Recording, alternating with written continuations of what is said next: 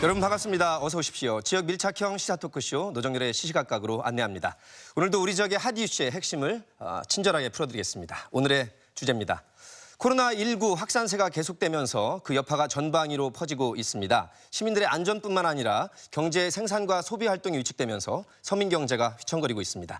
어떻게 하면 지역 사회의 감염을 빨리 차단하고 또 지역 경제 피해를 최소화하기 위해서 어떤 노력들이 필요할지 의료진과 지자체 그리고 소상공인과 함께 직접 머리를 맞대고 지혜를 모아보겠습니다. 노정열의 시시각각 지금 바로 출발합니다.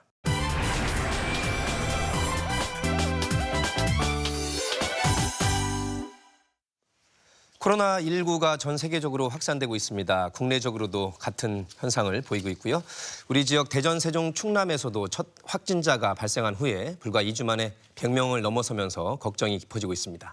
우리가 늘 누리던 일상의 소중함을 다시금 되새기게 되는 요즘인데요. 어떻게 하면 하루빨리 일상으로 돌아올 수 있을지 이분들과 함께 말씀을 나눠보겠습니다.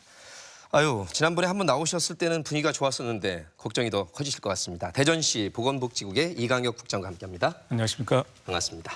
충청남도 경제실의 김석필 실장과 함께합니다. 반갑습니다. 어서 오십시오.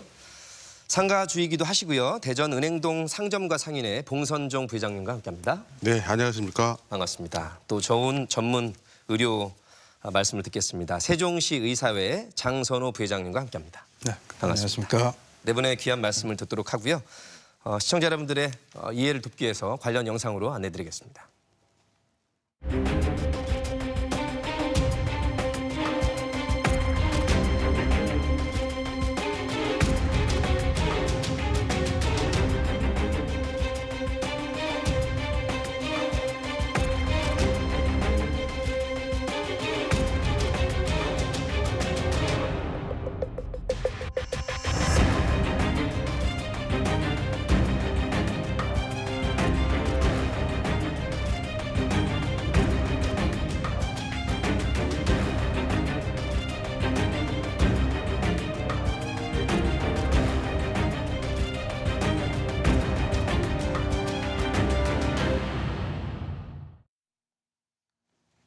네, 화면으로 보셨다시피 모두가 어려운 시기에 처해 있습니다. 국민 모두가 각자의 위치에서 최선의 노력을 다하고 계실 텐데 우리 네 분께서는 각자의 위치에서 이번 코로나19 사태를 어떻게 보고 또 어떤 대처를 하고 계신지 일단 소감을 여쭤보겠습니다. 먼저 소상공인계 분위기가 어떨지 우리 봉선종 부회장님.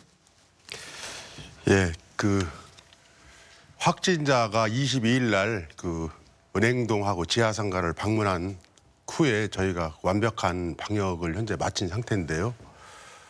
그걸 소문을 이렇게 듣고 난 시민들께서는 불안감에 휩싸여서 도무지 좀 갈수록 고객이 많이 줄어드는 그런 현재 실정입니다. 그래서 이게 장기화될 때는 국가적으로 큰 위기가 오지 않겠느냐는 그런 우려가 많이 됩니다. 예, 확진자가 다녀간 그 현장을 직접 목격하셨기 때문에 우리 봉 부회장님이 걱정이 더 크실 것 같습니다. 네. 의료진의 그 노고에 대해서 온 국민이 지금 많은 박수와 또 응원을 보내고 있습니다. 우리 세종시 의사회 장선호 부회장님 어떻게 보내고 계십니까? 네. 갑작스러운 이런 미중의 사태가 발생된 데 대해서 의료계 한 사람으로서 매우 안타깝게 생각합니다. 저희는 이제 과거에 신종플루라든가 메르스라든가 이런 신종 질환에 대한 어떤 문제를 국민들과 함께 잘 이겨낸 경험이 있습니다. 예. 이번에도 모두가 합심해서 잘 대처한다면 능히 이 사태를 극복할 수 있으리라 믿습니다. 예. 무엇보다 이 전문 인력들의 그 좋은 말씀들 또 현장에서 이렇게 애쓰고 계신 걸 국민들께서 잘 지켜보고 계십니다. 더욱더 노력 부탁드리겠고요. 이강혁 국장님, 제가 모두에 말씀드렸지만 저희가 지난번 이 코로나 바이러스 얘기할 때는 분위기 괜찮았었는데요, 그죠? 불과 한 2, 3주 만에 이렇게 됐습니다. 그렇습니다. 어떻습니까? 네, 말씀하신 것처럼 지난번 그 당시에는 우리 지역에 그렇게 감염 환자가 그게 눈에 띄게 나오지 않았던 상황이었고요. 우리 시에 지금 확진 환자가 첫 발생한 것이 2월 21일입니다. 예. 이제 한 2주가 지나고 있는데요. 오늘 현재 우리 대전시만 보면은 확진 환자가 18명이거든요. 예. 평균 하루에 1명 이상꼴로 이렇게 발생했다고 볼 수 있고요. 그분들이 보면 역학조사를 통해서 확인해 보면 그 18명 가운데 약 11명이 대구 경북 지역을 방문했거나 아니면 대구 경북 지역을 어떤 확진 환자가 접촉을 통해서 그렇게 그 감염이 된 경우를 확인할 수 있고요. 그리고 이제 우리 지역 내 가까운 뭐 천안이든가 뭐 지역 내 확진자와의 그 접촉을 통해서 감염된 그런 사례가 4명이 있습니다. 예. 그리고 감염병 원이라든가 경로가 조금 불분명한 분들이 3명이 있는데 이렇게 감염 원이랄까 경로를 이제 파악하고 있는데 그 중에서도 우리 사회적 관심을 모았던 게 이제 신천지 관련 감염 아니겠어요? 예. 현재 18명 중에서는 2명이 신천지 교인이거나 또 신천지에서 말하는 교육생 신분으로 밝혀져서 신천지하고 직관적으로 관련된 사람은 2명으로 지금 확인되고 있습니다. 예. 우리 지역의 확진자 추이도 같은 이슈로 한번 넘어가 보도록 하겠습니다. 우리 대전 쪽 현황을 짚어주셨고요. 우리 충청남도 경제실의 김석필 실장님도 현재 우리 지역 특히 충남 쪽 현황을 한번 짚어주시죠. 예, 우리 충남도 이제 오늘이 3월 6일인데 아마 제가 들을 때까지 한 3시 현재 한 92명으로 지금 나타나고 있습니다. 예. 사실 2월 21일 날 첫 환자가 발생해서 28일에는 27명이 이렇게 많이 발생을 했습니다. 그 이후에는 조금씩 하루에 뭐 한 건도 있고 2건도 있고 3건 요 정도 약간의 소강 상태로 이제 접어가는 측면은 있습니다. 예. 근데 이제 성별로 보면은 여성들이 좀 한 73% 정도 차지하고 있고요. 예. 어떤 연령적으로는 40대, 30대가 40%, 30%이 정도로 지금 많이 차지하고 있습니다. 지역별로는 당연히 천안에 지금 90% 이상이 지금 차지하고 있습니다. 예. 그 실내 운동 그 줌바 댄스라고 하나요? 예, 그것과 관련된 것으로 나와 있죠. 거의 뭐 줌바 댄스 그 계룡에서 발생한 군인분 제외하고 예. 천안에서 발생한 것은 그 줌바 댄스 실내 체육시설에서 발생한 걸로 지금 나타나고 있습니다. 실내 밀집된 공간이다 예, 보니까. 그쪽 연결된 그런 부분에서 감염이 이루어지는 걸로 나타나고 예, 있습니다. 우리 대전시 국장님과 충청남도 실장님 말씀을 들어봤는데 이 국장님 대전의 경우에 1번 환자는 이제 3월 4일 날 음성 판정을 받고 퇴원을 했고요. 네. 다른 확진자들 상태는 어떻습니까? 예, 저희 환자 18명 가운데 이제 16명이 현재 병원에 입원해서 치료를 받고 있고요. 말씀하신 것처럼 우리 시 일본 환자가 지난 3월 4일에 이제 완치 판정을 받고 병원 격리 해제됐습니다. 이 환자의 경우에는 대구시를 이제 친구들과 같이 여행 갔다가 우리 시 이제 또 다른 친구인 우리 시의 친구를 방문해서 여기서 이상 증세를 느껴서 검사 결과 확진 판정을 받은 경우인데요. 20대 초반의 여성이다 보니까 그동안 뭐 입원 치료 과정에서 큰 특이 사항이 없이 안정적으로 치료를 받는 예. 가운데 결국 완치 판정을 받게 됐습니다. 그밖에 다른 환자들도 보면은 전체적으로 안정적이고요. 그 9번 환자의 경우에는 뭐 원래 이제 공주의료원에서 폐렴 증세로 해서 입원해 있다가 우리 을지병원으로 이제 이송된 케이스인데 그분만 이제 기저질환이 있어서 조금 좀 뭐 경중증 정도의 그 증세를 보이고 있고 다른 분들은 안정적인 상태에서 이렇게 그 치료를 받고 있는 예. 그런 상황입니다. 김 실장님, 이 충남이 사실 그렇게 많지 않다가 이 이제 실내 운동과 관련해서 급격히 늘어서 지금 90명이 넘는 상황이라 예. 무엇보다도 걱정이 크시겠습니다. 예, 예. 현재 상황 계속 예의주의하고 계시죠? 예, 저희들은 뭐 하여튼 그 코로나 바이러스 어떤 그 감염 사태 물론 지금 편협하게 이제 천안하고 이제 아산에 집중되는데 특히 천안이 지금 많이 확산이 되고 있어서 그쪽에 우리도 이제 행정력을 집중하고 있습니다. 예. 그렇다고 해서 뭐 다른 지역을 또 등한시하거나 그런 건 아니고요. 다른 지역도 예의주시하면서 현재 이제 다발로 발생되는 천안 지역을 위주로 특별히 관리를 하고 있습니다. 대전시와 또 충남을 대표해서 나오신 두 분께 공통적으로 현황도 더 말씀해 주시고 이제 국민들 걱정하시는 게 궁금하시고 그런 게 감염병 전담 운영은 어떻게 되는가 가장 중요한 병실 확보 문제는 없는가 이런 정도 질문이 많이 나오고 있습니다. 네, 전담병은 중요하죠. 그 전에 말씀드리기 전에 아까 격리 해제된 인원을 1명만 말씀드렸는데 예. 저희 4번 환자도 그보다 더 먼저 격리 해제가 됐습니다. 참고로 말씀드리고요. 저희 이제 이 감염병 대응과 관련해서 아주 중요한 것 중에 하나가 충분한 감염 병실 병상을 확보하는 것이고 그에 필요한 의료 인력을 충분히 공급하는 거, 확보하는 것인데요. 그 감염병 전담 병원을 통한 병상 확보 현황은 저희는 이제 우선은 감염병의 특성상 음압병실을 갖추고 있는 격리병상 수가 저게 이제 우선적으로 기존에 확보하고 있던 충남대 그 병원 내의 국가지정 입원 치료 병상 8개 병상 그리고 자체적으로 가지고 있던 3개 병상에서 11개 병상에 거점 병원까지 포함해서 17개 병상을 병상을 갖추고 있고요. 예.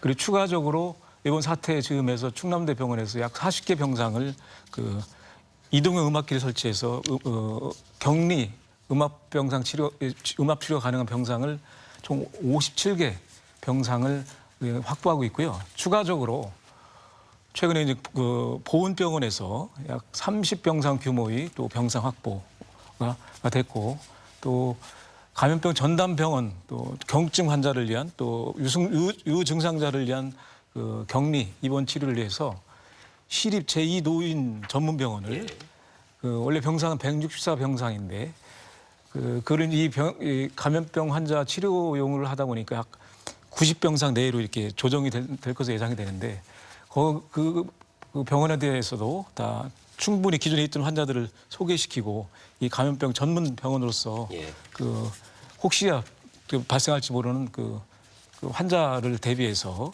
맞아서 격리 또 입원 치료할 수 있도록 준비하고 있습니다. 오늘 현재까지는 18명의 확진자이기 때문에 대전 상황에서는 충분히 수용 가능한 상태라고 네, 이렇게 그렇습니다. 보시는 것 아직까지 같습니다. 추세로 봐서는 뭐 충분한 병상 확보라고 볼 수 있습니다. 그러면 우리 실장님, 경제실 실장님이신데 어쨌든 경제와 또 보건이 밀접한 연관이 있고 그러시다 보니까 나오셨습니다. 예. 충남 쪽은 어떻습니까? 경실은 기본적으로 우리 도내 의료원이 4개 있습니다. 천안, 뭐 서산, 뭐 홍성, 공주 이런 쪽에 이제 어떤 병상이 확보돼 있고요. 그다음에 당국대학교 병원, 그다음에 순천향대 병원 이런 식으로 해서 지금 상당히 그래서 개가 좀 있군요. 여러 지역별로도 좀 분산돼 있으면서도 병상들이 이제 충분히 지금 확보돼 있다 그런 말씀을 드리겠습니다.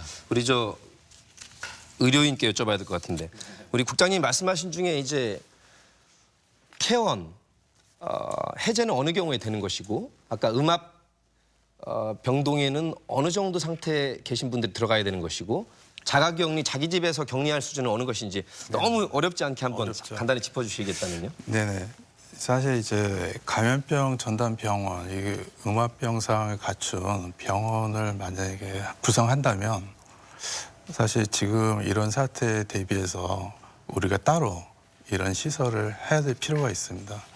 지금 기존 병원들은 일반 환자들을 위한 것이고 이 음압병상이라든가 특수 질환, 특히 감염병에 대한 이 전문적인 시설은 아니거든요. 그래서 음압병상이라는 거는 쉽게 얘기해서 이제 네거티브 프레셔를 줘서 이런 질환, 바이러스라든가 이런 균들이 밖으로 빠져나가지 못하게 하는 겁니다. 그래서 지금 이제 완치가 되는 그 기준이 저희 나라가 굉장히 엄하게 돼 있습니다. 우리나라는 굉장히 엄하다. 예. 그래서 지금 완치율이 굉장히 다른 나라에 비교해서 현격하게 낮습니다.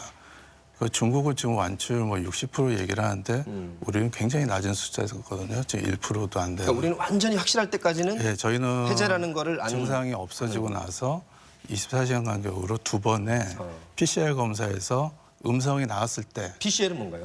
PCR 검사는 이제 바이러스를 감지할 수 있는 가장 확실한 방법입니다. 그래서 이 PCR 방법이 우리나라가 지금 6시간 안에 하는 걸 개발을 했다고 저도 소식을 들었고요. 이건 굉장히 고무적인 어떤 거고요. 다만 이제 센시티비티와 스페시피시티에 대한 내용은 없는데 지금 아마 개발된 지가 얼마 안 돼서 그런 거였고요. 지금 우리나라가 다른 나라에 비해서 이 검사하는 속도가 지금 굉장히 빠르다. 이거는 각고의 노력을 한 질병관리본부와 관계자분들의 노고에 좀 치아를 드려야 될 것 같습니다. 외신에서도 대한민국 확진자가 중국, 이탈리아, 이란 같이 4개 나라가 지금 많은 상태지만 네네네. 가장 정확하고 빨리 진단할 수 있는, 체크할 수 있는 전문 기술이 가장 뛰어나다고. 네, 저희가 신종플루 때도 이제 PCR 얘기가 많이 나왔었습니다. 근데 그때는 이제 하루 이상이 걸렸기 때문에 저희가 신속 진단 키트를 센시티비티가 떨어지지만 쓰자 이런 얘기 센시티비티 있었거든요. 민감도? 예, 민감도. 예. 그래서 저희가 이제 지금 현재 기술이 많이 이제 지금 좋아졌고 다만 저희가 원하는 거는 신속 진단 키트 같은 좀 더 빠른 게 나올 수 있으면 좋겠다. 예. 예, 그런 얘기 드리고 싶습니다. 자, 세계보건기구 WHO에서 한국에서 신규 확진자가 이 추세치가 줄어들고 있는 부분을 보면서 고무적인 조짐이 보인다고 판단했는데 저희로서는 뭐 반가운 소식입니다만 이걸 또 완전히 또 우리가 안심할 수 있는 상황은 아니고 역시 의료진인 장 원장님 이 소식은 들으셨죠? 예, 저도 소식 들었습니다. 그래서 그 총장님 말씀은 이제 115국가가 발생하지 않았다. 북한 포함해서. 그리고 이제 중국 외 33개국에서 2천여 명의 확진자 보고가 있고 한국은 신규 확진자가 줄고 있다. 이건 무슨 얘기냐면 이제 신천지에 대한 검사가 거의 끝나가기 때문에 그 부분을 감안한 거죠. 네네네네. 그래서 대통령께서도 신천지에 대한 통계를 따로 뽑았으면 좋겠다는 말씀하신 게 저희가 앞으로 이게 이제 연구 과제가 아마 될 수도 있을 것 같습니다. 이게 왜 이렇게 집단 생활, 특히 모여 있는 곳에서 폭발적으로 이 감염이 증가되는가? 이거는 이제 저희가 일본의 크루즈선 같은 경우에도 이렇게 봤고요. 예. 그리고 지금 외국에서도 그런 사례가 요양병원 같은 시설 중심으로 해서 많이 나오고 있습니다. 예. 그래서 미국의 이제 텍사스대 연구에 따르면은 지금 사스 바이러스보다 20배 이상 이 감염력이 높다. 근데 물론 이제 중국도 여기에 대한 이제 언급이 있었습니다만은 아직 좀 검토해야 될 부분이 있고요. 한 뭐 1000배 이상 높다. 근데 제 생각에는 텍사스 대 그런 그 연구 결과가 굉장히 신빙성이 있고요. 예. 앞으로 좀 저희가 더 연구를 지켜봐야 될 것 같습니다. 알겠습니다. 코로나19의 우리 지역사회 영향을 한번 짚어볼 텐데요. 지난 1월 19일 우리나라에 첫 확진자가 발생한 지 이제 40여일이 지나가고 있습니다. 걱정이 일상생활 곳곳에서 지금 스며들고 있는데 봉선종 부회장님, 그 은행동에서 이제 상가를 운영하고 계신데 예. 현장에서 체감하는 코로나19의 지역 경제 상가의 영향 어떻습니까? 상당히 그 생각보다 충격이 큽니다. 그 메리스 때에는 뭐 이런 유동 인구가 줄어드는 추세는 없었는데요. 지금 코로나19로 인해서는 거의 뭐 유동 인구가 한 90% 이상이 지금 줄었다고 봐야 되거든요. 그래서 이제 정부 차원에서라도 어떤 그 안전한 대책을 빨리 마련해서 좀 이 소비자들이 그 시장을 방문하면서 어떤 경제의 일원이 될 수 있도록 그 어떤 특별한 정책이 좀 나와야 되지 않나라는 그런 생각입니다. 우리나라에서는 이제 심각해진 게 2월 중순까지 31명 정도밖에 안 됐기 예, 때문에 예. 괜찮다가 예. 2월 중순부터 지금 현재 3월 이제 중순으로 접어드는 이 시점까지 굉장히 어려웠을 것 같은데 네, 네. 예를 들면 뭐 평균 매출이 반토막 혹은 3분의 1 뭐 더 어려운 부분들은 5분의 1도 안 된다 이런 말씀을 들었는데 어떻습니까? 네, 맞습니다. 원래는 3분의 1, 뭐 5분의 1이 아니라요. 한 95%가 줄었습니다. 그래서 소비자를 특히 이제 은행동 같은 경우에는 주말에 보통 한 3만 명 정도 오는데 지금 한 300명 정도도 안 오고 있는 실정이고요. 평일날 기준에서 한 3,000에서 5,000 정도 오는데 평일날 기준에서 한 100명 정도 이렇게 오는 실정이라서 지금 상점가에 계신 분들이 그 이게 장기전으로 가실 때는 다 모든 걸 철폐하고 그 시골에 가 농사를 짓든지 뭐 다른 방법을 찾아야 되지 않나라는 이런 생각에 아주 그 걱정이 태산이라고 합니다. 그러게요. 뭐 말씀 듣다 보니까 유동인구 자체가 뭐 10분의 1밖에 안 된다라고 예, 예. 체감을 하시니까 예, 예. 당연히 소비 활동이 위축된 것은 자명한 일이겠고요. 네. 우리 지역에 어느 분야에 직접적인 타격이 있을지 우리 충남이 자동차 디스플레이 이쪽이 강세를 보이고 있는데요, 국장님. 예. 예. 이쪽도 약간의 혹은 어느 정도 영향을 미치고 있습니까? 그 2월 달에 이제 중국에서 상당히 코로나가 확산되고 저희들은 이제 그때 당시에 이제 20명 쪽으로 안정화 됐었을 때는 그 중국에서 사실은 저희들 이제 자동차 산업에 어떤 부품이 수입이 좀 안 됐었어요. 안 돼가지고 그런 부분의 어떤 주력 산업인 그 자동차 부품 산업이 조금 어려움을 겪었습니다. 현재도 사실은 뭐 이제 일부 가동은 많이 이제 좋아지고는 있지만 이런 부분에 대해서 좀 어려움이 있고 특히 이제 그 와이어링 하네스라고 해서 그 자동차 내부의 어떤 전선망 같은데 이제 자동차의 혈관이라고도 합니다. 그런 게 이제 중국에 집중적으로 수입 품목이 되다 보니까 그런 데 좀 어려움이 있었습니다. 그러니까 우리가 관련 제품을 수출하는 것도 문제고 꼭 필요하다면 수입도 문제일 텐데 그렇습니다. 두 가지가 다 지금 영향을 받고 있습니다. 받고 있는데 지금은 상대가 이제 조금 더 나아지고는 있습니다. 나아지고는 있지만 아직까지 그 여파가 많이 이제 있다는 말씀이고요.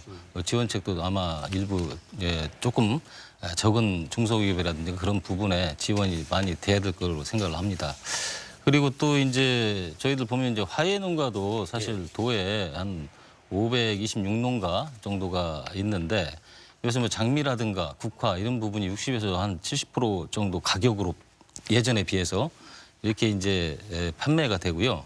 그 여러 가지 뭐 졸업이라든지 시즌이었는데요. 입학 시즌 이런 각종 행사들이 취소되다 보니까 상당한 매출의 압박을 지금 받고 있습니다. 그래서 보통 이게 평균적으로는 가구당 한 7,200만 원 정도가 지금 이제 되지만 앞으로 이게 계속되면은 좀 어려움이 계속 가중될 것이다 이런 생각을 가지고 있습니다. 특히 또 그 관광이나 외식 산업 이런 부분이 굉장히 요새 사람들이 많이 못 모이니까 이런 부분에 아까 그 말씀을 대전 상인 회장님께서 말씀해 주셨듯이 그런 부분이 좀 어려움이 가중되고 있는 형편입니다. 두 분의 말씀을 들어보니까 이 이유가 어쨌든 언제 어떻게 내가 누구한테 감염을 시킬 수도 있고 내가 부지불식간에 감염이 될 수 있기 때문에 걱정을 하다 보니 잘 못 움직이기 때문에 다 발생한 일인데요. 그래서 이제 사회적 거리 두기 운동이라는 것이 펼쳐지고 있습니다. 어쨌거나 한 2주 정도는 될 수 있으면 만남을 자제하고 거리를 두는 것이 이 확산세를 잠재우는 데 가장 효과적이지 않겠느냐라는 그런 입장인 것 같습니다. 그런데 한편으로는 말씀하셨다시피 생활고 때문에 심지어 극단적인 선택을 하기도 하고요. 또 경제 자체가 너무나 극한으로 밀리면 생명만큼이나 경제도 중요하다 이런 논리가 또 있어서 어느 정도의 경각심만 갖고 일상으로 돌아오는 것이 필요하다라는 이런 또 말씀도 있어서 저희가 어느 쪽에 또 조화롭게 생각을 해야 될지 굉장히 걱정입니다. 각자 한번 사회적 거리두기 운동 그 캠페인을 들어보면 그래서 동참을 해야 될 것 같은데 근데 너무 또 모든 일체의 만남과 모임을 안 갖는다는 것은 답답하기도 하고 경제가 돌아갈 수가 없거든요. 일단 의사로서는 어떻게 생각하십니까? 사실 저희 대한의사협회에서는 이제 소셜 디스턴싱 이제 사회적 거리두기 운동을 하자 이렇게 지금 정부에 제안을 하고 있습니다. 그 가장 큰 이유는 이제 잠복기가 저희가 지금 예상으로는 2주 물론 뭐 한 달 이상도 있다, 뭐 3일, 4일이다 여러 가지 얘기가 있지만 2주를 저희가 잘 이렇게 버텨나가면 어느 정도 충분히 이제 추가 감염이나 이게 전파되는 걸 막을 수 있지 않겠느냐라는 학술적인 이제 베이스에서 나온 건데요. 근데 사실 2주를 이게 쉰다는 게 국가 경제 입장에서 보면 굉장히 어려운 얘기입니다. 그래서 이런 부분은 이제 전문가들끼리 조율도 있어야 되겠지만 정부에서 뭔가 여기에 대해서 좀 심사숙고하셔야 될 필요가 있다고 봅니다. 그러게요. 52주가 1년이면 2주면 뭐 얼핏 잡아도 4%의 경제 활동을 안 한다는 얘기인데. 네, 그러니까 뭐 저희가 이제 여름 방학 또 여름 휴가 또 연차 이런 걸 몰아서 한꺼번에 이 사회적인 대합의가 좀 필요한 문제고요.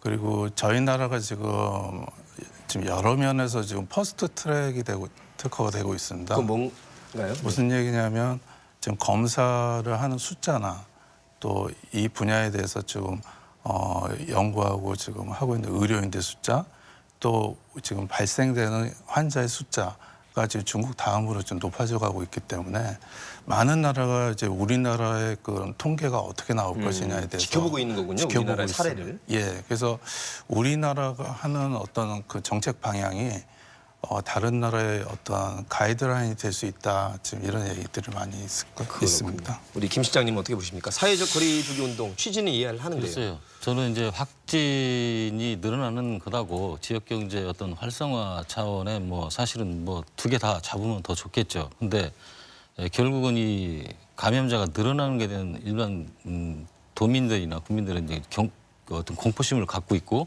이것이 계속 어떤 경제를 여파를 이제 주게 되잖아요. 사실은 확진 어떤 그런 부분, 이 감염병이 빨리 줄어드는 게 좀 급선무라고 생각합니다. 경제 실정의 입장으로서도. 그런 추세만 봐도 심리적으로 예, 그렇습니다. 그래서 그렇지만 경제는 최소한의 어떤 생명력을 가지기 위해서는 저희들이 어떤 지방 정부나 또 다른 국가에서도 어떤 지원 정책이나 살아서 숨 쉴 수 있을 때 최소한 정도로 예. 그 정도로 같이 지원을 해줘야 되지 않나. 근데 우선은 이제 감염 확산을 막는 게 급선무가 아닌가 그렇게 생각하고 있습니다. 그게 줄어들지 않으면 경제는 더 악순환으로 돌 그렇죠. 것이기 때문에 예, 그렇습니다. 조금 어렵더라도 사회적 거리두기 운동을 할 필요는 있다. 예. 이런 말씀으로 읽히는데 참 어렵습니다. 저희도 이제 들어올 때 체크하고 손 세정하고 이렇게 들어오긴 했는데 마스크하고 단골집 가서 식사하고 오거든요. 저는. 이 밥까지 안 먹으면 어떻게 합니까? 지역에 있는 그 가게들은. 네. 국장님. 예. 사회적 거리두기 운동. 네.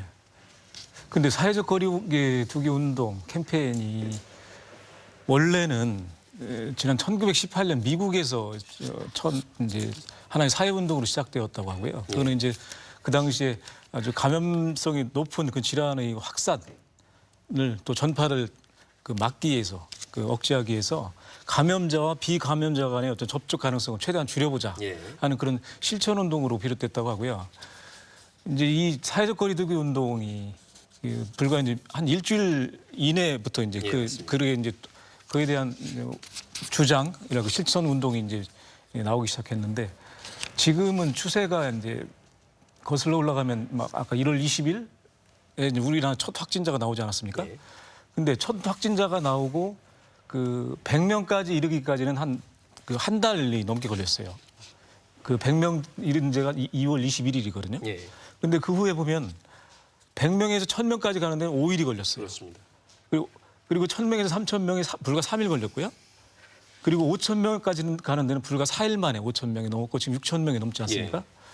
그런데 다행스러운 거는 이제 이런 증가폭이 물론 증가는 되고 증가폭이 조금 전보다 줄어들고 있다는 그런 시각에서 좀 이제 안정 뭐 그런 얘기를 일부 나오는데 이렇게 아직은 굉장히 극도로 확산에 대한 공포, 불안감이 있는 상황에서 우선은 경제 문제도 있고 다른 뭐 문제도 있지만 일단 감염병만 놓고 봤을 때는 지금 이런 사회운동을 통해서라도 최대한 차단시키는 게 필요하지 않는가 해서 이제 사회적 거리두기 캠페인을 하는데 당연하고 마땅한 그런 어떤 제안이라고 봐지고요. 그래서 우리 개개인들이 물론 소비를 진작시키기 위해서는 많이 외출하고 또 사회 거리에 뭐 가게든 식당이든 사람이 유동인구가 많아야 예. 지역 경제가 활성화되겠지만 일단 감염 경로를 차단한다는 의미에서는 예.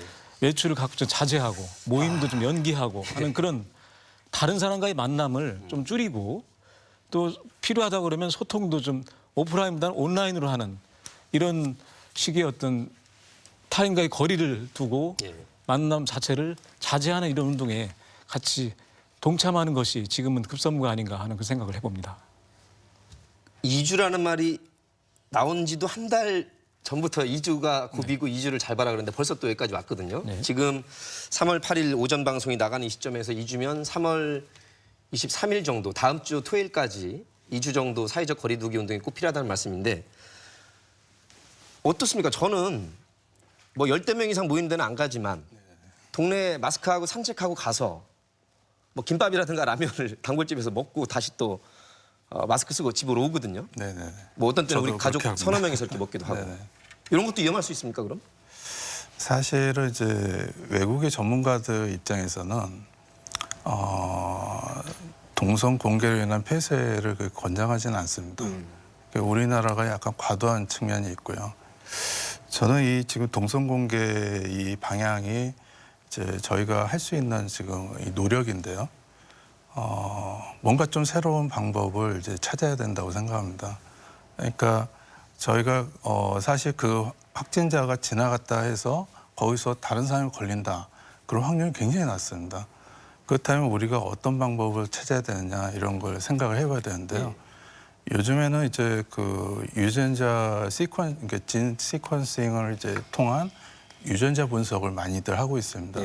우리나라가 아직 그 부분이 약간 약합니다. 그래서 만약에 그 진 시퀀싱을 갖다가 철저하게 확진 환자 위주로 해서 하게 된다면 이 지인의 어떤 그 이제 정보를 갖다 우리가 알게 되고, 그래서 이게 만약에 다른 환자에서 똑같은 지인이 나왔다. 그러면 이게 클론이기 때문에 이 환자가 같이 연결되는구나. 그냥 자연스럽게 알 수 있습니다. 그리고 어떤 뮤테이션, 돌연 변이가 나타난 경우에는 이 환자 좀 심하게 많이 발생되는 곳은 이런 뮤테이션이 있기 때문에 그렇다. 저희가 좀 과학적으로 접근해 가면 아주 좋은데요. 근데 이런 검사 기계가 이제 옥스퍼드 나노포라는 이제 미니언이라는 기계가 있습니다. 중국도 이번에 그 대규모로 구입을 해가지고 하고 있는 걸로 알고 있는데요.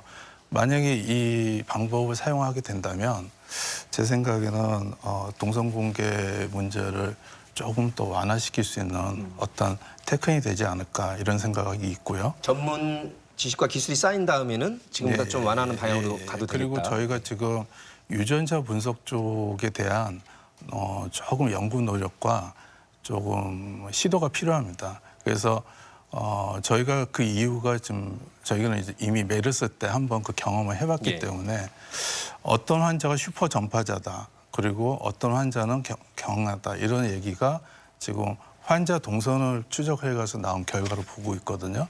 근데 그거는 이제 저희가 여태까지 모든 역학조사관들이 노력해서 하신 거고요.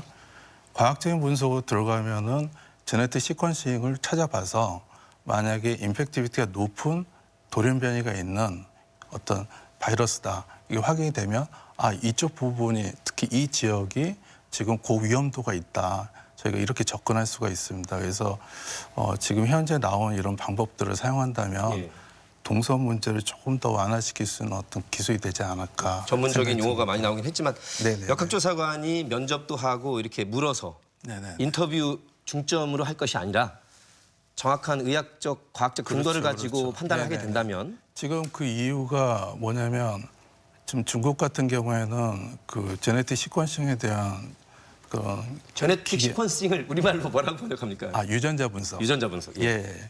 그 유전자 그 바이러스의 유전자 분석을 통해서 저희가 이 치명도를 추적하거든요. 그래서 이 방법도 새로운 테크닉이 될 수가 있고요. 그리고 만약에 이게 잘 도입돼서 한다면 굳이 동선을 과거처럼 철저하게 안 따져도 이 바이러스가 지금 어떤 방향으로 이동하고 있다. 만약 서울에 어떤 환자가 발생되고 부산에 발생되는데 이 바이러스 시퀀싱이 동일하다. 99.9% 이상 동일하다 그러면 같다.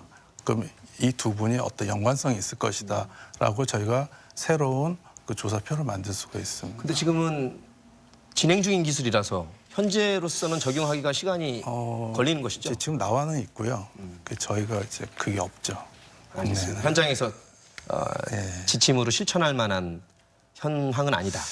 만약에 저희가 이제 고비가 4월로 보고 있는데요. 여러 가지 증거가 있는데 지금 한 2달 남았습니다. 그래서 2달 안에 그런 걸 좀 보강한다면 아마 국민들 위해서 좀 더 안심한 그런 정책을 펼칠 수 있지 않을까 생각합니다. 동선 말씀을 하셔서 이게 필요성을 인정하는데 어디까지 또 사생활 침해 논란도 있고 그래서 그래도 투명하게 공개를 해야지만 그 확진자가 있었던 시기에 있었던 사람들 자가 체크하고 경각심을 가지라는 의미에서 공개하는 거 아니겠습니까? 네. 이를 두고도 이제 장단점을 논하더라고요. 국장님 어떻게 보십니까? 네, 뭐 동선 공개에 대해서 지금 우리 의사 분이시니까 전문적으로 이렇게 그 분석 그런 기술적인 걸 말씀하셨는데 현실적으로 보면은 그 확진자가 발생했을 때 그 동선 공개는 그 뭐 시민이면 시민, 국민 모두의 큰 관심사거든요. 그 확인하고자 하는 그런 열망이 또 대단히 많고요. 그런 걸 반영했을 때 동선 공개를 하는 그 기본의 목적은 우선은 뭐 그런 기술적인 부분까지 가지 않더라도 감염원이 뭔지, 감염 경로가 어떻게 되는지를 파악하는 것이고요. 또 하나는 이제 그 경로상에 있는 사람 중에 접촉자를 파악해서 그 사람들을 선제적으로 조치하고 그 어떤 감염 가능성을 차단하고 또 잠재적인 환자라고 할까 이런 분들에 대해서 조기 진단해서 그 진단 결과에 의거해서 빨리빨리 치료를 하거나 조치를 하는 것이 기본적인 목적 아니겠습니까? 그래서 그 감염 그 동선 공개를 하기 전에 그 조사를 하는 그 범위가 그 말씀드렸던 감염 경로를 조사할 때는 그 지침에 의거해서 증상이 발생하기 전 14일 동안의 그 역학적 연관 상황을 고려해서 1차로 면접, 예. 역학적 면접하고 그 2차 심층 조사를 또 합니다. 예. 심층 조사 과정에서는 뭐 GPS라든가 또 그 본인의 카드 사용 내역조회 예. 그리고 CCTV 등을 확인하는 그런 과정을 거치고요. 그 접촉자를 조사하기 위해서는 증상이 발생하기 하루 전부터 이제 입사기간 전부터 거슬러 올라가서 범위를 설정하는데 그 범위 설정할 때 그 기준이 그 당시 환자의 증상이 어땠는지 또 마스크를 착용했는지 또 노출된 상황과 그 시기 등을 종합적으로 고려해서 그 아까 말씀드린 CCTV라든가 이런 걸 확인해서 접촉자를 정하는데요. 저희 시 같은 경우에는 이런 기준에 의거해서 그 확진자가 발생했을 때는 1차로는 이제 해당 보건소에서 기초적인 조사를 합니다. 예. 그리고 2차 때는 이제 시 역학조사관이 팀이 나가서 이제 무산 그 구술로 면접을 통해서 조사를 하고요. 그걸 이제 공개하게 되는데 공개하는 내용은 각 환자의 일자별 이동 동선 거기는 이제 거주지라든가 직장까지 포함하고요. 예. 그리고 방문했던 장소 또 시설이 될 수도 있고 업소가 될 수도 있고요. 그렇게 해서 공개를 하고 접촉자에 대해서는 바로 이제 시스템에 등재를 해서 예. 관할 지자체에서 구 보건소에서 이제 그 관리하도록 그렇게 하고 있는데요. 예. 말씀하신 것처럼 동선 공개에 대해서는 이 논란이 끊임없이 있습니다. 어디까지 공개하는 게 좋은지 예. 어쩐 통일된 획일적인 기준이 좀 덜 정립되어 있다 보니까 그렇지만 이거는 분명히 필요한 것이고요.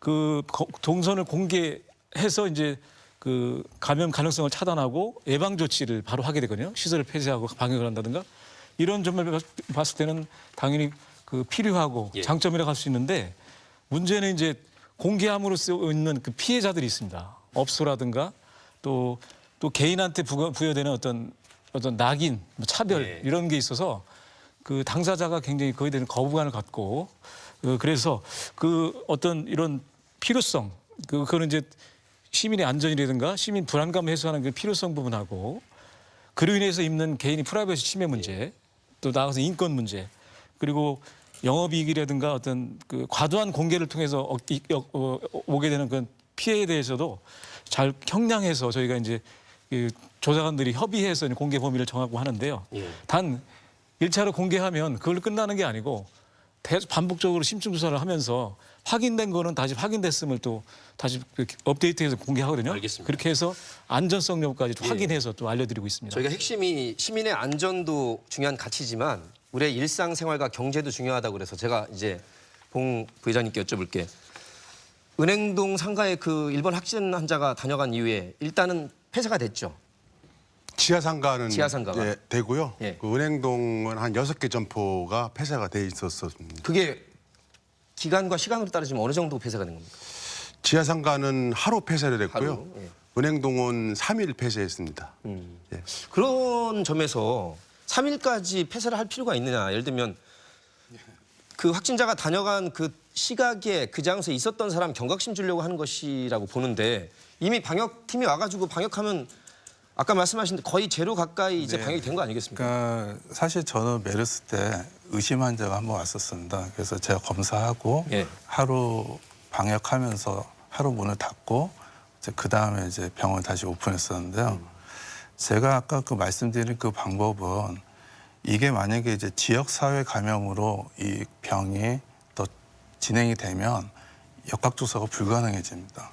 그래서 이게 너무 범위가 너무 넓어지고요. 그리고 저희가 좀 안타까운 거는 확진자가 갔다고 그래서 뭐 백화점이나 뭐 이마트 같은 큰 어떤 스토어 이런 데가 전부 다 문을 닫고 그러니까 저는 하루 정도는 이해를 하겠는데 예, 뭐 그래서 며칠씩 가는 것은 과도한 것이 아니냐는 생각이 지금 들었습니다. 은평 성모병원 같은 경우에 물론 거기서 이제 집단 발생했지만 지금 모든 걸 소독 다 끝내고 의료인들에 대한 검사를 다 마쳐서 예. 음성으로 나왔거든요. 그럼 사실은 환자들을 위해서는 병원을 빨리 열어줘야 됩니다. 근데 이게 지침이나 이런 거가 아직 약간 좀 거의 못 따라가는 게 좀 있는 것 같다는 생각이 듭니다. 관련해서 말씀드리면 예. 네네. 그 확진자 이제 이동 동선을 공개하면서 바로 뒤따르는 조치가 해당 업소면 업소, 장소에 대해서 폐쇄하고 소득 방역 조치를 집중적으로 하거든요. 예. 그렇게 했을 때 그 시설 폐쇄라든가 휴가는 일단 하루면 족한 것으로 돼 있고요. 예. 며칠씩 이렇게 폐관을 한다든가 하는 건 좀 너무 과도한 조치로 아까 3일 얘기가 되고, 나왔어요. 그리고 네. 어떤 건물 안에서 예를 들면 빌딩 안에서 빌딩 내에서 일부 어느 사무실에서 확진자가 나왔다 그러면 그 건물 전체를 다 폐쇄하는 건 좀 너무 과도한 조치거든요. 예. 예컨대 그래서 너무 과도하게 조치하거나 너무 오랫동안 시설 폐쇄하는 거는 오히려 그 지나치고요. 오히려 그게 더 불안감을 조장하는 그런 것이 아닐까 생각합니다. 자, 이제 핵심적인 것이 이제 소상공인들, 자영업자들에 대한 지원 대책이 중앙정부와 지방정부 차원에서 가장 중요한 것 같습니다. 현실적으로 어떠한 것들이 있는지 간단히 핵심적인 걸 우리 실장님과 국장님이 짚어주시죠. 실장님, 충남도 차원의 대책. 예, 저희 충남도 또 역시 뭐 소상공인, 자영업자 사실 가장 어렵습니다. 뭐 대기업도 다 중소기업 다 어렵지만 특히 소상공인, 자영업자가 이제 어려운데요. 저희 충남도는 사실 어떤 중소기업 전체 어떤 사업체로 한 15만 개가 되고 여기에 종사하시는 분이 한 61만 명 정도가 됩니다. 그래서 저희들이 이번에 이제 소상공인 지원 사업하고 중소기업 지원 경영 안정 자금을 우리가 이제 특별히 지원하는데 소상공인 쪽에는 기존에 우리가 계획했던 어떤 1년 동안 지원해 해줄 경영 안정 자금의 65% 상반기에 지급하고 추가로 조기 집행하고 추가로 저희들이 430억 원 정도를 별도로 책정을 해서 지금 추진하고 있고요. 그다음에 이제 중소기업 파트도 원래 이제 우리가 당초에 계획했던 거에 65% 그러니까 2,015억 원에다가 추가로 609억 원을 합해서 2,662억 이 부분을 우리가 이제 계속적으로 추진을 하고 있습니다. 지금 상당히 지금 소상공인 파트는 굉장히 몰리고 있어요. 그래서 예전보다 한 2배 이상으로 지금 자금 지원 받으려고 이렇게 지금 해서 저희들이 도와주고 있습니다만 다만 이제 좀 문제되는 게 너무 몰리다 보니까 우리가 이제 빨리빨리 어떤 보증서 지급이라든지 어떤 융자 추천을 해드려야 되는데 그런 부분들은 저희들이 인력 확충이라든지 이런 부분을 적극적으로 이렇게 지원할 계획입니다. 워낙 비상 상황이다 보니까 또 소상공인이나 이 자영업자 입장에서는 급할 수밖에 없을 것 같습니다. 많이 애써주시고요. 대전시 대책 좀 간단히 짚어주시죠. 네, 대전도 같은 맥락입니다. 지난 2월 28일에 정부에서 그 크게 내수 경기 회복하고 투자 활성화라는 큰 틀에서 대책을 발표한 바가 있고요. 또 11조 7천억 규모의 뭐 추경을 한다고 하니까 이번 달 뭐 추경이 통과돼서 또 지방까지 내려오면 그에 맞춰서 시에서도 추경을 편성하려고 준비하고 있고요. 구체적인 시책은 지금 충남 말씀하신 것 내내 그 같은 내용으로 하되 이제 액수만 좀 다를 텐데 그 저희도 마찬가지 자영업자라든가 소상공인에 대한 보호 또 지원을 위해서 그 소상공인 사용료 납부 유예라든가 또 일자리 제공한 소상공인에 대한 인건비를 지원한다든가 그리고 경영운전 자금 또 그런 어떤 그 경영 개선 자금 융자 담보 신용 보증금 수수료를 또 뭐 지원한다든가 이런 등등의 시책을 뭐 같이 병행적으로 추진하고 있습니다. 일단 뭐 금융 지원, 각종 세제 혜택을 또 11조 7천억 원에 달하는 추경까지 이렇게 방안들이 나오고 있습니다. 현장에서 느끼기에는 그래도 더 정확하게 빨리 집행이 됐으면 좋으실 텐데 한편으로 상가주기도 하신데 워낙 장사가 안 되니까 임대인들을 위해서 뭐 20%에서 심지어 뭐 30% 가까이 뭐 한두 달 이렇게 임대료를 깎아주는 착한 임대료 운동도 벌어지고 있더라고요. 어떻습니까, 봉 회장님? 예, 저희 은행동에서는요, 그 전국에서 아마 첫 번째로 이 착한 임대료 인하에 저희가 선두 주자가 됐습니다. 어제도 그 시장님한테 그렇게 보고를 드렸지만은 그리고 다른 지역에서는 뭐 대구라든지 전주, 광주에서 이제 한다고 했는데 실질적으로 말로만 한 거지 저희처럼 이렇게 구체화 이렇게 돼서 된 건 없고요. 그래서 저희가 이제 상가의 그 점주들이 있어야 건물주도 있는 거 아니냐.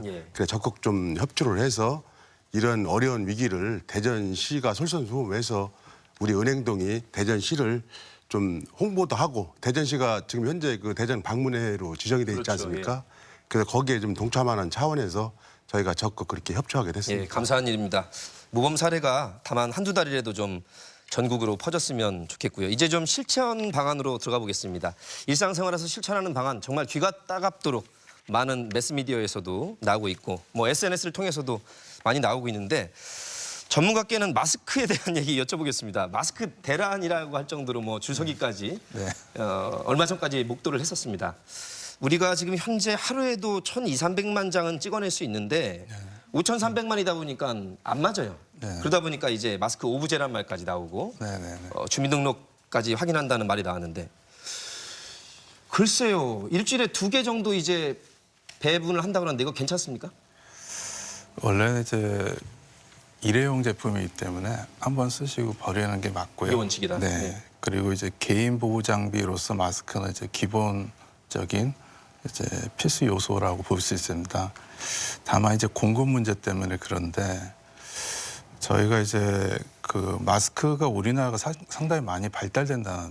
그래서 황사 때문에 예. 그래서 외국어 마스크가 이제 서지컬 마스크라고 해서 저희 병원에 쓰는 거 그리고 N95라고 해서 마스크가 있습니다. 그 2가지밖에 없는데요. 그리고 이제 뭐 좀 뭐 큰 장비 같은 거 쓰는 것도 있고요.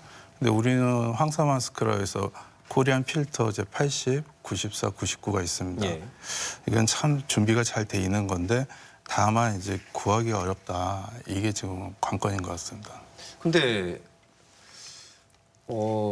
외국에 있는 의료진도 일부는요. 네네. 건강한 사람 그렇게까지 과도하게 마스크 착용 안 해도 된다고 할 정도로 예를 들면 밀접한 곳이 아니면 사실은 저도 이제 진료할 때만 마스크를 쓰고 집에 갈 때는 마스크를 안 쓰거든요. 그런데 지금 이제 심리적인 문제가 큰 것 같습니다. 예. 왜냐하면 지금 워낙 그 불확실한 이런 바이러스에 의해서 이제 유도된 이런 사태가 국민들로 하여금 약간의 그 공포심 그리고 여기에 대한 이제 불안감이 더 가중이 돼서 문제가 된 것 같고요. 좀 만약에 처음부터 그 정부 쪽에서 마스크에 대해서 그렇게 강하게 안 했었으면 오히려 미국 CDC에서 얘기하는 마스크를 질병관리본부. 질병관리본부 얘기하는 마스크를 일반인은 안 써도 된다. 그걸 받아들였을지 모르겠습니다. 근데 제가 이제 있는 세종시만 해도 청사를 들어가려면 마스크를 쓰지 않고는 못 들어갑니다. 네. 그래서 이게 정책이라는 게 처음이 중요합니다. 그래서 첫 정책을 수립했을 때 과연 이게 국민들과 또 우리가 갖고 있는 여러 자원, 특히 이 마스크도 하나의 큰 의료 자원인데요. 이걸 소모하지 않으면서 한정된 자원을 얼마만큼 효율적으로 쓸 수 있느냐. 예. 그래서 지금 사태는 이제 부족한 것 같은데 어떻게든 이거를 만들어서라도 국민들이 안심하시고 사용할 수 있도록 우리 정부가 좀 더 노력했으면 하는 마음입니다. 애초에 정확한 데이터와 외신을 포함해서 또 외국 전문가들과 우리 국내 의료진의 전문 지식을 다 종합해서 마스크에 대한 네. 체계적인 이 홍보가 됐어야 되는데 네네네. 중요하다고는 해놓고 또 일반 국민들 입장에서는 네. 막상 그렇게 공급이 안 되는 것 같으니까 심리적으로 워낙 불안해진 것 이제 같습니다. 상황이 급박하다 보니까 뭐든지 뭐 처음엔 다 이 실수가 있을 수 있습니다. 그래서 그런 걸 탓하기보다는 예. 이제 앞으로 어떻게 이걸 잘 대비해 나갈 거냐. 왜냐하면 지금 끝난 상황이 아니기 때문에 저희가 여기에 이제 더 몰두를 하고 지혜를 모아야 될 것 같습니다. 예. 저희가 신천지 말씀을 안 드릴 수가 없는 게 8, 90%까지 대구 경북 확진자가 나왔고 그 시발점이 이제 신천지 교인들의 그런 집단적인 그 활동 때문이라는 것이 이제 팩트로 확인이 됐습니다. 우리 지역에도 신천지와 관련된 분들이 있을 수 있어서 그 본인들의 안전을 위해서도 투명하게 체크가 돼야 되고 치료가 들어가야 되지 않겠습니까? 네. 대전 지역은 어떻습니까? 그분들에 대해서 다 전수조사를 해서 역시 마찬가지 유증상 여부를 확인해서 유증상자들은 우선적으로 해당 보건소에서 검사를 하도록 저희가 유도를 해서 예. 지금 검사 결과는 거의 다 나온 상태고요. 일부만 이제 검사 결과를 기다리는 상황입니다. 그런 과정에서 그 처음에 말씀드렸던 우리 18명 환자 가운데 신천지와 관련된 환자가 2명이 있는데 이 두 분의 경우에는 신천지 대전 지파에 소속된 그런 교인이 아니고 거주지는 여기인데 대구 지파에 소속되어 있는 교인으로서 거기 예배를 참여하고 왔다든가 아니면 거기 교육생 신분으로 거기서 교육을 받고 와서 거주지가 여기다 보니까 여기서 검사를 받은 결과 그렇게 됐군요. 확진이 나온 케이스입니다. 예. 사실 이제 지역 사는 곳이 있고 또 밀집된 곳에서 활동 혹은 포교 활동 하다 보니까 번진 사례도 있어서 면밀히 또 체크를 해야 될 것 같습니다. 충남도 지금 관련해서 체크하고 있나요? 신천지 관련 교인이 한 6천여 명 정도 충남에. 있는 걸로 알고 있고요. 거기서 뭐 지금 우리가 92명 그 확진자가 계시지만 신천지 쪽은 연결이 그쪽에 인원은 아직 없는 걸로 연관성이 없는 걸로 그렇게 나타나고 있다고 알고 있습니다. 이제 예. 국가 전체적으로는 80% 넘게 관련이 예, 예, 있지만 예. 우리 대전, 충남, 세종으로는 예. 예, 관련성이 적은 것으로 그렇습니다. 알겠습니다. 자, 이제 슬슬 마무리할 시간이 돼 가는데요. 우리 두 분 공직자께서는 지역 공공의료 체계 현황과 앞으로 보완점을 좀 짚어주시고요. 우리 봉 회장님은 지금 각종 대책이 나왔습니다만 실제 중소상공인들과 자영업자에게 어떤 것이 더 필요할지 좀 짚어주시고, 우리 또 의사이신 장 원장님께서는 우리 국민들께 경각심을 갖되 지나친 공포와 불안에 휩싸일 필요는 없다는 점, 또 언론에서도 너무 과도하게 좀 부추기는 것 아니냐 일반 비판이 또 있습니다. 그런 점도 다 함께 짚어보도록 하겠습니다. 먼저 우리 이 국장님.